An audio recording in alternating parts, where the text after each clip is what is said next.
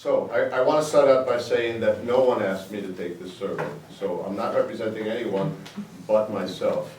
And the survey that I took was, I've been trying to figure out if, how to start a conversation, because my sense, I've had a business downtown for 16 years now, and my sense is that there are many Chestertowns.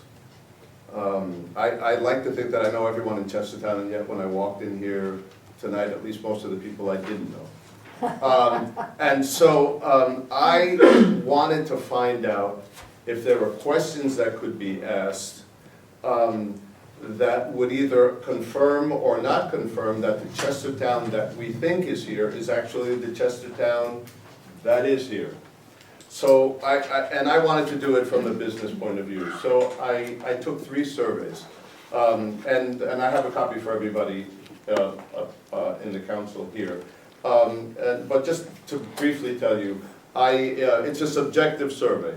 I'm not somebody who conducts surveys, so I decided on my own categories. And I divided the downtown core district into several categories: retail, service, restaurants, let me see, what other ones did I have?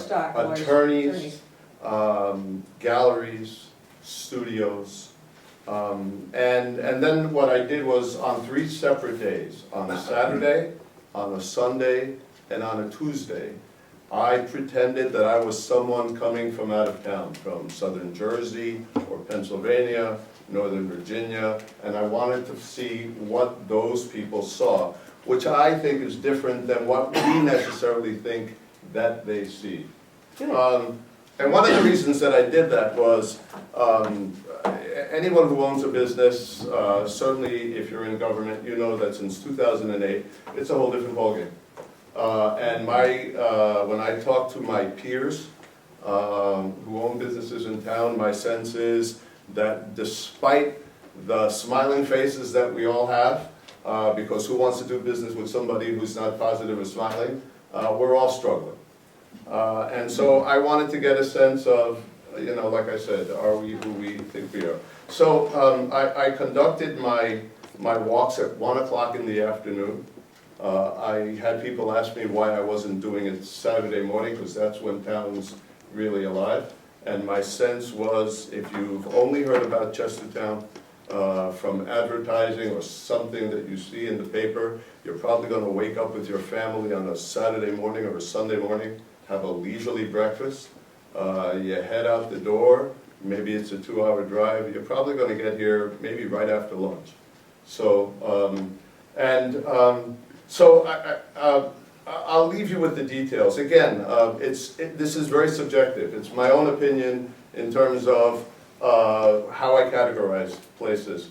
And for the first 2 weeks, on the Saturday survey and on the Sunday survey, I really gave no opinions. I just published the last one last night, which was the Tuesday survey. And at the end, I listed 7 different thoughts. And I'll just read you the 7 thoughts, and then I'll give you this, and hopefully you'll continue a conversation. Okay? So here we go. I conducted this survey from my point of view and the point of view of someone coming and visiting Chestertown. That is, someone who has not been here before and someone who visits from DC, Northern Virginia, Pennsylvania, or New Jersey. That is why the survey was taken after lunch. My primary hope is that the results will get people talking, thinking, and problem solving about the needs of our historic downtown business district and its future. The reason that I did 3 surveys and not 1, my sense was if I do 1, after the first one everyone's going to stop talking and forget about it. But I do know that in some circles people have been talking about this for several weeks. I should tell you that I forwarded copies to, Casey Wilson, who's a gentleman from the state of Maryland. I've been sending him, and I got a very nice letter from him today. I've been sending copies to the Waterfront Commission. I've been sending copies to people that I think about these things, and various other places. I sent it off to the college. Okay, so let me continue. I think it's a mistake to assume that the historic district will take care of itself as it has in the past. Retail business and how people shop is changing and has changed especially since the financial crash of 2008. The Chestertown model, I believe, is based on the mid-20th century. I'm wondering if it's adapting as well as it can in the 21st century. What jumped out at me most from the survey is there are many more shops and businesses downtown than I would have thought. And by shops, I mean storefronts. So even a lawyer's row is considered storefronts. There are 112. That seemed to me to be a high number. I would never have thought that there were 112 in Chestertown. And the breakdown is here when I hand it out to you. Most of the shops, most stores, services, etc., are opened on Tuesdays. 78% at 1 o'clock when I walked around. By the way, this is Chestertown. You never walk more than 2 blocks without meeting somebody you haven't seen in a couple of weeks. So my numbers can be a little, you stop to talk to somebody, did I already count this store? Right? So again, it's not scientific, it's at best, a close attempt. If I were to combine legal services with services in town, and services are places where you make an appointment, hairdressers, social service buildings, places like that. If I were to combine legal services with what I'm just going to call services on the one hand, and retail with the restaurants, Chestertown has 50 legal services businesses versus approximately 28 retail. So it's almost 2 to 1 service to retail. And I do understand, I do know that it's the county seat. Again, I'm simply asking questions, is this the mix that a healthy town has? I don't know the answer to any of this, but these are questions that I want to ask. Thus, the service outnumbers retail by 2 to 1. Given how people shop and want to shop, and the current stock of retail space available in Chestertown, do we have the kind of spaces that we need if this town is to prosper in the future?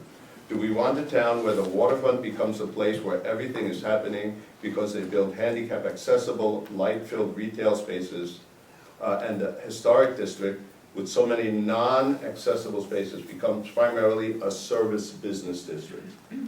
So one of the things that I'm asking we tend to talk about Chestertown as retail. The numbers say to me that we're really becoming more service-oriented, less retail. What role, if any, should town government play in planning for the historic district future? Perhaps some, perhaps none. But has anyone put the I wonder whether anyone in this room or anywhere else has put the question to the mayor and council, or will anyone put it to the candidates who are running for mayor or any of the town council seats? I would venture to say that the business community would say, yes, that should be part of what the town council and the mayor concern themselves with. I would also think that they would say, yes, it would be something that candidates would focus on. Absolutely. But again, okay, so take your own survey. This is my suggestion to everybody in this room. Take your own survey of Chestertown. Walk around a bit with a different eye. All right, don't think of what you know. Try to pretend you don't know anything and you're here for the first time. Pretend that you're a visitor. Look in the windows of every storefront and shop. What do you see? With services outnumbering retail 2 to 1, and with empty stores, most of what I think you will see is not designed to engage the visitor to Chestertown. What's the image that we want to present as a town?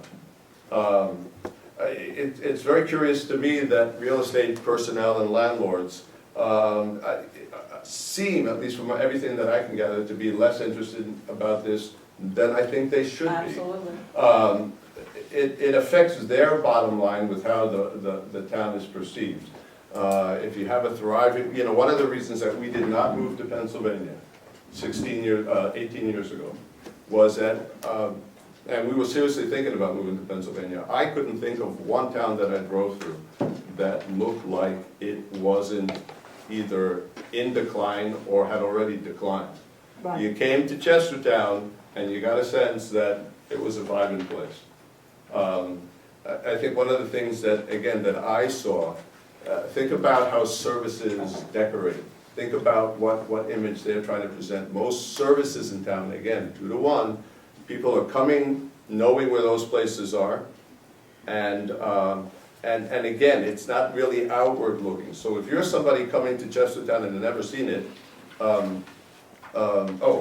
I skipped probably the most important one. On Tuesdays, let me go back and reiterate it, 78% of the storefronts that you're gonna look in are open. On Saturdays, at 1 o'clock, which to me should be prime time, 62%, only 62% of the businesses are open. And heaven forbid you should come on Sunday, only 26%.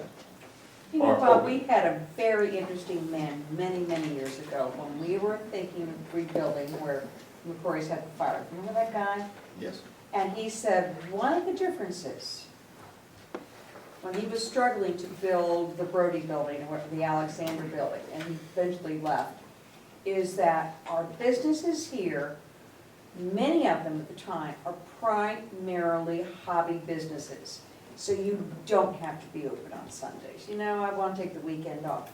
You have people like Bob Ramsey, who is always open because he earns his living from that business. And that was an interesting observation. That people would, I know the bookstore, she was always open. It was a business. So that is one of the things people have to make up their mind, what are they? Well, let me read my last one, and I think this is what concerns everything. Lastly, newspapers are filled on almost a daily basis with the news of towns working together to improve their downtowns and their struggling historic districts. Chestertown has done its fair share to do this still. I get the feeling that if we want to do more than survive, if we want to thrive, we have to plan, and I'm not sure that I see us planning big picture-wise. I think we're planning ad hoc and small picture. I believe that we need more people in this conversation. And, you know, I close by saying, the truth be told, I'm not necessarily sure that I know what questions. I'm simply trying to paint a picture of who we are and where we're trying to go. But do you really want to, you know, do you really want to plan for it? We own the marina, we own the waterfront, right? We're trying to put together a picture for what that's going to look like. I would assume that those people are planning for what that's going to look like. They're also talking to downtown merchants. They are talking to downtown merchants, and in part I did it because, again, I wanted to ask the question, is the downtown merchants, is the downtown that's here, the downtown that we think is here? So, Well, I think one of the things. excellent. Excellent. One thing. I'm going to give this to Jen, and there are copies there enough for everybody. I have. Some of them are blue because I did this at 11 o'clock and all my printer decided to die on me. Then the stapler died, so, anyway. One of the things we're planning to do next year is revive Main Street, which is a proven vehicle from not only the national level, National Trust for Historic Preservation Main Street, and the state of Maryland Main Street. It languished and failed due to several factors, and that will be revived. And then hopefully we work with Casey Wilson, who Bob Ortiz knows is a great, really great talent. And I had him here a while, maybe 8 months ago, to talk to the merchants on just what Bob Ortiz was talking about, staying open, adjusting your hours, don't be open the times when everybody's at work. One of the reasons shopping malls do so well is that they're open when people are off work. And so these are issues, so we're hopefully under maybe help from Casey Wilson and revitalize Main Street to address these issues right around the first of the year. So